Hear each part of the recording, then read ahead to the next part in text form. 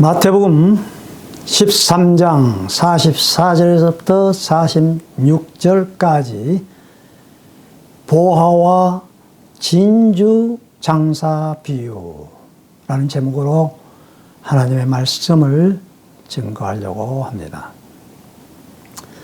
하나님의 나라는 딱 한마디로 정의할 수가 없는 것이죠.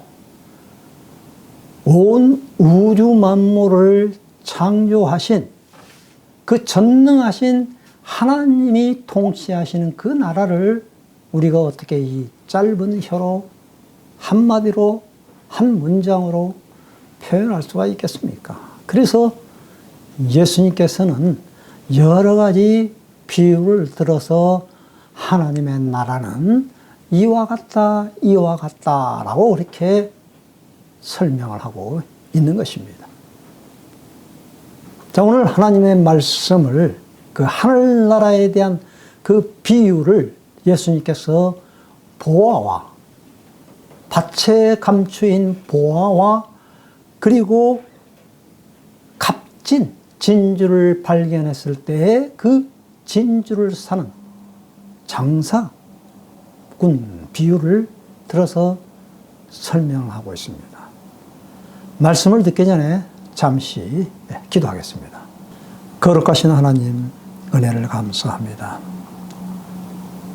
이 거룩하고 복된 날, 연약하고 미미하고 허물 많은 저희들이 과연 감히 하나님을 아버지라 부를 수 있고 주님 앞에 나아갈 수 있는 이 영광의 자리에 저희를 초대해 주셔서 감사합니다. 또한 그뿐만이 아니라 하늘나라의 그 신비스러운 놀라운 비밀을 하나님의 말씀을 통해서 오늘 우리에게 가르쳐 주시고 우리의 심령의 마음밭에 새겨 주시오니 감사하오니 이 시간에 우리의 마음문을 활짝 열고 하나님의 놀라우신 그 보화의 신비스러운 비밀을 우리의 마음속 밭에 깊이 담음으로 말미암아 영원토록 빼앗기지 않는 주님 오시는 그날까지 하나님의 영광에 참여하며 동참하며 나아갈 수 있는 저희들이 되어지도록 축복으로 인도하여 주옵소서. 살아계신 주 예수 그리스도의 이름으로 감사하고 간절히 기도 올려옵나이다. 아멘. 마태복음 13장 44절에 이렇게 말씀을 하고 있습니다. 하나님의 나라는 밭에 숨겨놓은 보물과 같다. 어떤 사람이 그것을 발견하면 제자리에 숨겨두고 기뻐하며 집에 돌아가서는 가진 것을 다 팔아서 그 밭을 산다라고 이렇게 말씀을 하고 있습니다. 밭을 가는 농부가 나오죠. 그리고 그 농부는 자기의 밭이 아니라 남의 밭을 일구는 그러한 소장농이었던 것입니다. 자, 이 밭을 일구는 이 소장농이 열심히 일을 하는 가운데 한편에 또 한 구석에 깊이 숨겨져 있는 보화를 발견하게 되었던 것입니다. 그러면은 왜 그 보화가 그 밭에 숨겨져 있을까요? 그 당시에 고대 근동 지방에 있어서 흔하디 흔한 그러한 일이었던 것입니다. 돈을 많이 가지고 있고 금은 보화를 많이 가지고 있는 그 당시에 그 지주가 주인이 은행이 없었습니다. 그런데 그 당시에 많은 전쟁이 일어나고 외적들이 침입하고 했을 때에 모든 그러한 집들은 다 타버리고 모든 것들을 다 빼앗아 가버리고 했을 때에 어떻게 그동안에 자기가 열심히 모았던 가장 값진 그러한 소유물들 보화를 감추는 데 있어서 남이 눈에 띄지 않는 그러한 허술한 곳에, 또한 그 산 밑에 있는 누구나 사람이 가지 못하는 그러한 곳에, 은밀한 곳에, 그곳에다가 보화를 감추어 두었던 것입니다. 그런데 그 보화를 감추어 뒀는데 이제 뭐 전쟁이 일어나고 어떻게 하다 보니까 그 주인도 죽어가고 또 그 계속해서 죽어가서 그 밭에 감추어 있는 보화를 누가 발견할 수가 없었던 것입니다. 그런데 어느 날 한 주인이 그 밭을 소유하게 되었는데 값진 그러한 그 땅이 아니었던 것입니다. 보화를 숨기는 데 있어서 눈에 띄는, 그리고 누구나 다 그 땅을 탐내는 그러한 곳에 보화를 숨겨두는 것이 아니라 남이 가지 않는, 손이 닿지 않는 허술한 곳에다가, 그곳에다가 땅을 파서 보화를 숨겼던 것입니다.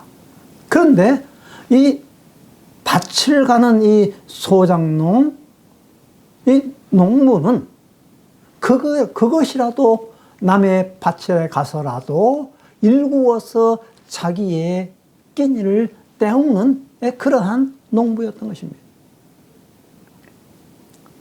열심히 파고 그곳에 씨를 심고 곡식을 거두어서 자기의 식구를 먹여 살리는 그러한 소장농이었던 것입니다. 그런데 어마어마한 그 보화가 그 항아리 속에 담겨져 있는 것을 발견하게 되었던 것입니다. 이 얼마나 깜짝 놀랄 만한 일이겠습니까? 그 농부는 그것을 다시 감추었습니다. 자기만 알게 그냥 그 자리에 그 땅에 덮고 돌아왔습니다. 이 소장농은 얼마나 많은 그런 기쁨과 감격과 설렘으로 집에 돌아왔는지요.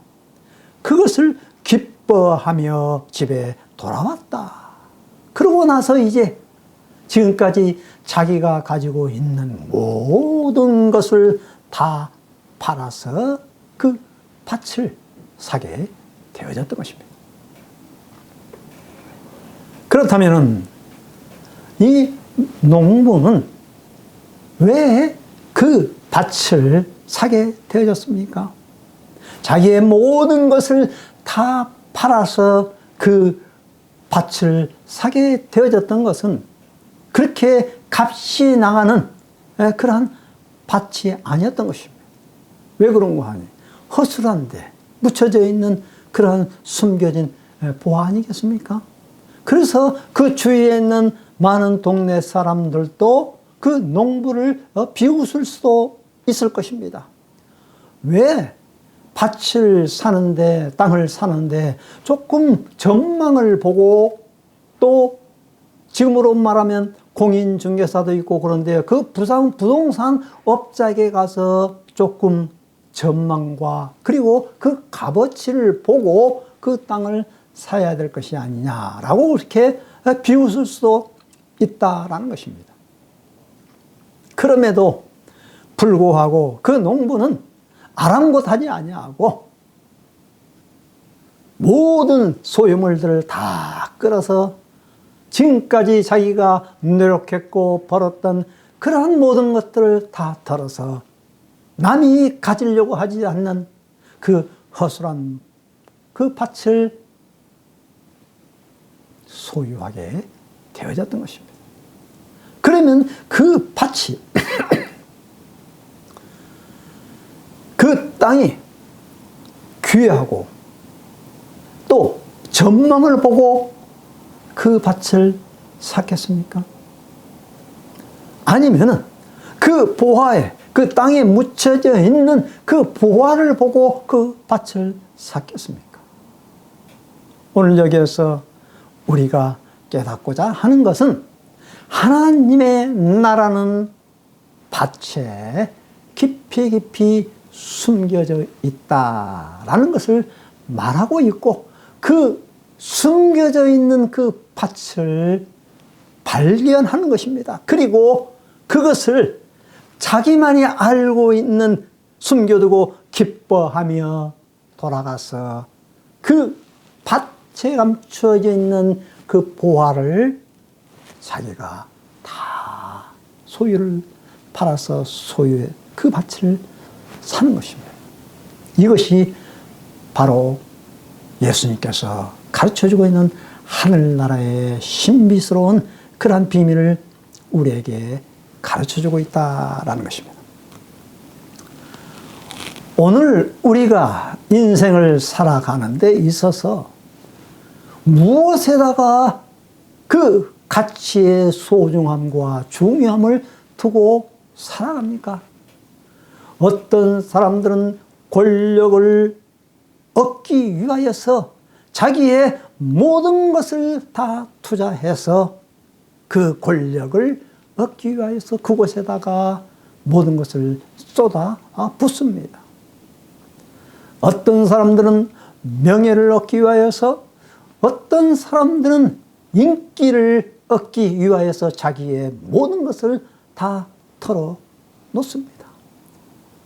돈과 명예와 권력과 인기, 이러한 것들을 추구하기 위하여서 이 세상의 사람들은 그냥 인생을 허비하고 버리고 만다라는 것입니다.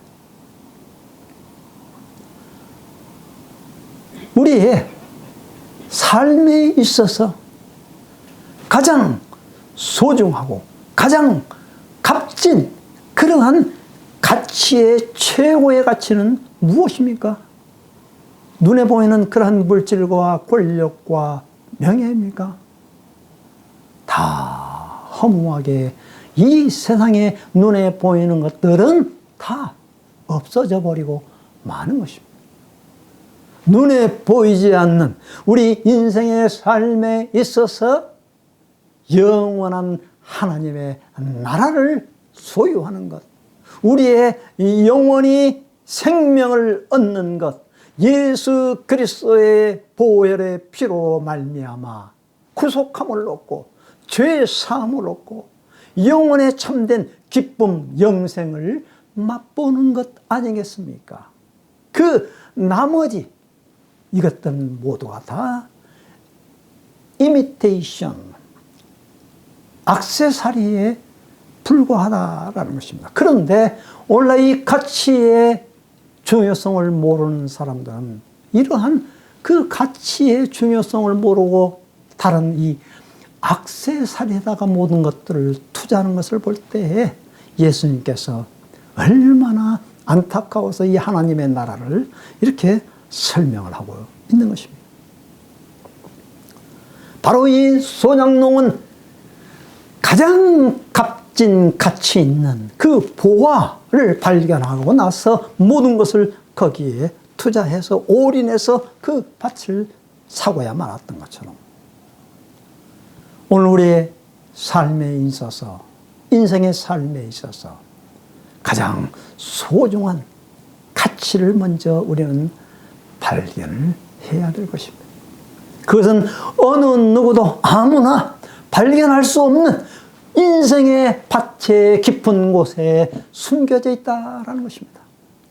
그래서 많은 사람들은 그 인생에 숨겨져 있는 그 밭에 무언가 행복을, 기쁨을 추구하고자 어떤 사람들은 마약을 하기도 하고 어떤 사람들은 춤에 빠지기도 하고 어떤 사람들은 권력과 명예에 취해서 삽니다. 그러나 그것은 잠시 뿐이라는 것을 알고 그들은 인생의 허무함을 느낍니다. 그래서 어떤 사람들에게는 그것이 극단적인 선택을 하기도 하는 것이죠.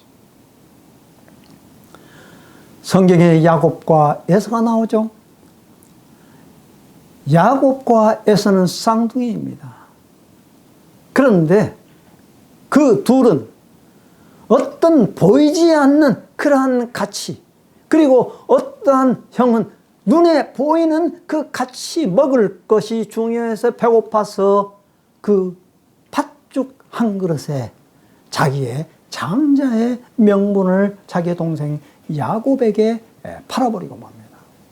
당장 눈에 보이는 이 먹을 것이 중요하기 때문에, 야, 그 보이지 않는 장자의 명분 너나 가져라.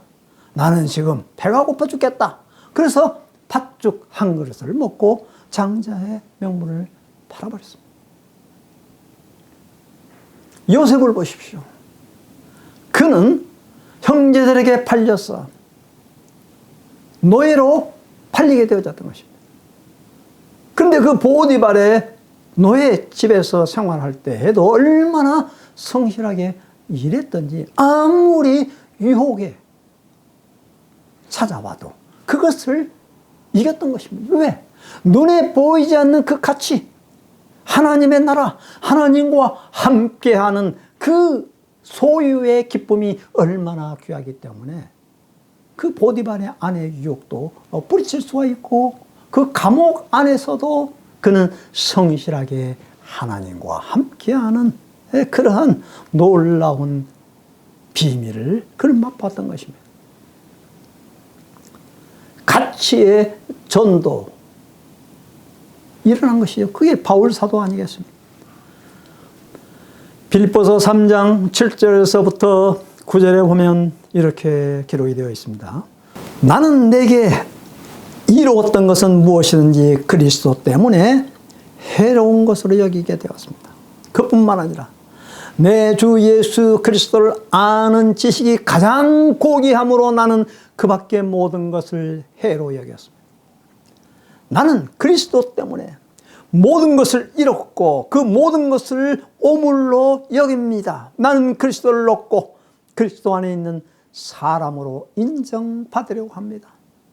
나는 율법에서 생기는 나 스스로의 의가 아니라 그리스도를 믿는 믿음으로 말미암아 오는 의, 곧 믿음에 근거하여 하나님에게서 오는 의를 얻으려고 합니다. 바울은 주님을 발견하고 나서 그 전에 자기가 탐닉했던 율법에 대한 그러한 모든 고상함과 그러한 지식, 자기가 깨달았고 자기가 터득했던 그러한 또한 자기의 그 스펙, 바리새인 중에 바리새인, 율법으로서는 최고가는 그러한 학문적인 지식을 가지고 있던 바울은 주 예수 그리스도의 무릎 앞에 꿇음으로 말미암아 그는 새로운 사람으로 거듭났을 때 그 전에 자기가 터득했던 가지고 있던 모든 것들을 다 내려놓게 되었던 것입니다. 배설물로, 오물로, 쓰레기로 여기게 되어졌던 것입니다. 하나의 그 자기가 최고로 여겼던 그러한 모든 것들이 다 그것이 액세서리에 불과했고 이미테이션에 불과했다.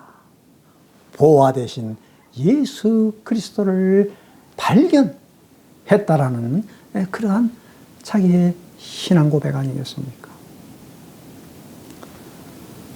오늘 여기에 소장농은 뭐라고 말씀을 하고 있습니까? 바로 이 소장농은 그 보화를 발견하고 나서 기뻐하며 돌아갔다라고 그렇게 말하고 있죠. 그 소장농, 밭에 숨겨져 있는 그 보화를 발견하고 기뻐하며 돌아갔다고 그랬습니다. 여기에서 소장농이 말하고 있는 이 기뻐하다, 이 카라라는 그러한 뜻이 원문의 뜻인데요. 그것은 곧 은은한 그러한 행복을 말하고 있는 것입니다. 은은하게 그냥 한 번만 내뿜는 그러한 기쁨이 아니라 그것은 계속해서 지속적으로 바로 자기가 누리고 있는 그러한 기쁨을 가지고 돌아왔다라고 이렇게 표현하고 있는 것입니다. 그렇기 때문에 이 기쁨을 영원토록 그 간직하기 위해서 그 보화를 발견했고 그 보화를 소유하기 위해서 바로 이 농부는 모든 것을 들어서 팔아서 그걸 소유했다라고 말하고 있는 거예요. 자, 여기에서 보화와 진주의 그 비유에서 모든 것을 팔아서 소유했다 그랬지 않습니까? 이 팔다라는 그러한 그 원어의 뜻이 두 가지로 나눕니다. 밭에 감추인 보화를 사다 해서 그곳에서 나오는 사다는 헬라어로 이 폴레오라는 그러한 단어입니다. 그런데 값진 진주 하나를 발견해서 그 보석상이 사는 것은 다 팔아서 그것을 산다라는 것은 똑같은 사다인데 이것은 피프라스코라는 그러한 헬라의 단어가 뜻이 다릅니다. 그러면 이 폴레오라는 이런 그 단어는 일상적인 삶에서 거래해서 얻는 그러한 사다라는 그러한 뜻이 있고요. 그 다음에 이 피프라스코라는 이러한 이 사다라는 그것의 뜻은 이례적인 사건, 단번에 모든 것을 투자해서 사게 되는 그러한 뜻이 있다라는 것입니다. 자, 그래서 이 보화라는 그러한 뜻은 데사우로스라는 뜻이 있는데요. 이것은 곧 우리의 생명, 우리의 영혼, 우리의 마음 가운데 이 하나님의 나라를 이루어 나가는 데 있어서 끊임없이 하나님의 말씀을 연구하고 터득함으로 인해서 하나님의 나라를 계속해서 성장하며 이루어 나가는 그러한 의미를 가지고 있다라는 것입니다. 본질, 하나님의 나라, 최고의 가치, 이것을 얻는 데 있어서 투자하는 그런 의미로서 사다라는 것을 말씀하고 있다는 것입니다. 우리 인생의 영혼의 밭 숨겨져 있는 그러한 보화를 찾아 나가는 것입니다.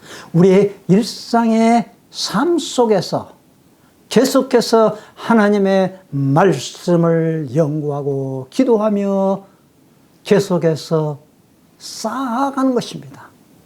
하나님의 나라가 점차적으로 확신 가운데에 세워지는 것을 말하고 있다는 것입니다. 그래서 하나님의 나라는 여기 있다, 저기 있다, 눈에 보이는 그런 물리적인 장소에 있는 것이 아니라 너희 마음 안에 있느니라 라고 이렇게 말하고 있죠. 그리고 하나님의 나라는 먹는 것이 아니라, 먹고 마시고 즐기는 것이 아니라 의와 평강과 희락이라 라고 말하고 있는 것입니다. 그리고 하나님의 나라는 침노하는 자가 빼앗는다 그랬습니다. 그래서 우리는 하나님의 말씀을 묵상하며 기도하며 하나님 앞에 향연으로 우리의 기도가 올리도록 항상 깨어 기도하는 것입니다. 하나님의 나라 빼앗기지 않도록, 사단에게 빼앗기지 않도록 우리는 그것을 기도로서, 하나님의 말씀으로서 무장하고 전신갑주를 입으며 무장하며 싸워 나가는 것입니다. 자, 그 다음에 두 번째 비유입니다. 45절 46절이죠. 또 하늘나라는 좋은 진주를 구하는 상인과 같다. 그가 값진 진주 하나를 발견하면 가서 가진 것을 다 팔아서 그것을 산다라고 그렇게 기록이 되어 있습니다. 예수 그리스도께서 우리의 죄를 위하여서 엄청난 대가를 지불했습니다. 예수님께서 우리의 구원하기 위하여서, 우리를 구원하기 위하여서 자기의 생명을 드리고 십자가에 못 박혀 대속해서 값을 지불하고 사셨습니다. 그것을 바로 빗대어서 그 값진 진유 한 달을 발견하면 가서 자기의 모든 것을 다 팔아서 그것을 샀다 그랬습니다. 이 피프라스코라는 이 팔다, 사다, 이것은 로마서 17장 14절에서도 그와 같은 피프라스코라는 단어를 썼습니다. 이 말은 무슨 말인가 하니, 우리가 율법은 신령한 줄 알거니와 나는 육신에 속하여 죄 아래에 팔렸도다. 죄 아래에 팔렸도다. 이렇게 말하고 있는 것입니다. 우리가 죄 가운데 팔려졌는데 오로지 하나님만이, 예수님만이 그를 구해낼 수 있는 인간의 절망적인 그러한 상황을 묘사하고 있는 것 아니겠습니까? 그가 값진 진주 하나를 발견하면 가서 가진 것을 다 팔아서 그것을 샀다. 나는 하나님 앞에서 얼마나 소중한 존재인가. 하나님의 택한 백성, 하나님의 잃어버린 백성을 찾기 위하여서 이 땅에 오신 주님인 것입니다. 의인을 부르러 온 것이 아니라 죄인을 부르러 왔다. 하나님을, 예수 그리스도를 필요로 하는 그러한 사람들, 잃어버린 양을 찾으러 이 땅에 오신 예수 그리스도. 마치 전문가, 그 보석 상인, 지금까지 자기가 보지 못했던 그러한 너무나도 극상품 그 진주를 발견했을 때 모든 것을 다 털어서 사신 그분이 바로 예수 그리스도께서 바로 우리 이 땅에 오셔서 죄인된 우리를 위하여서 십자가에 못 박혀 죽으시고 대속하시고 값을 지불하시고 우리를 사셨다라고 이렇게 말하고 있는 것입니다. 그래서 너희는 택하신 족속이요 거룩한 백성이요 왕 같은 제사장이다 라고 이렇게 말하고 있는 것이 아니겠습니까? 그리고 요한계시록에서 나오는 새 하늘과 새 땅이 나오고 새 예루살렘 성에서 나오는 그 모습이 바로 하나님의 택한 백성들의 모습을 그곳에서 그리고 있다라는 것입니다. 12 진주문, 12 기초 보석으로 꾸며져 있는 황금과 같은 그러한 보석으로 꾸며져 있는 예루살렘 성이 바로 하늘에서 내려와서 그곳이 곧 우리가 소유할 그러한 하나님의 나라 새 예루살렘 성을 얻게 되는 그러한 과정을 오늘 우리에게 설명해 주고 있다는 것입니다. 나는 하나님 앞에서 얼마나 소중한 존재인가. 진주입니다. 하나님의 나라는 감추어져 있는 그 보화를 발견한 데서부터 시작이 되어지는 것입니다. 그리고 그 하나님의 나라를 발견하면 기뻐하는 것입니다. 가라. 잔잔한, 은은한 그 기쁨, 그 행복이 계속해서 주님 오시는 그날까지 지속이 되어져야 된다라는 거예요. 그리고 하나님의 나라는 나만이 그것을 간직하고 소유하는 것입니다. 그럴 때에 토탈 커미트먼트, 소유를 다 팔아서 그 보화를 사는 것입니다. 성경에서 나오는 동방 박사들이 1000km 넘는 4개월 동안 넘는 그 길을 왜 예수님의 그 탄생을 기념하기 위해서 그 별을 보고 찾아왔습니까? 바로 보화를 보았고 발견했고 소유하기 위하여서 그 동방 박사들은 4개월 동안 긴긴 여행을 감행했던 것입니다. 막달라 마리아, 왜 그녀는 남이 하지 못한 그 예수님의 십자가를 지심을 그 전날 앞에 두고 자기의 모든 가지고 있는 가장 귀한 향유 옥합을 깨트려서 주님의 발 앞에 그것을 부었습니까? 도저히 인간의 말로는 표현할 수가 없고 깨달을 수 없는 것입니다.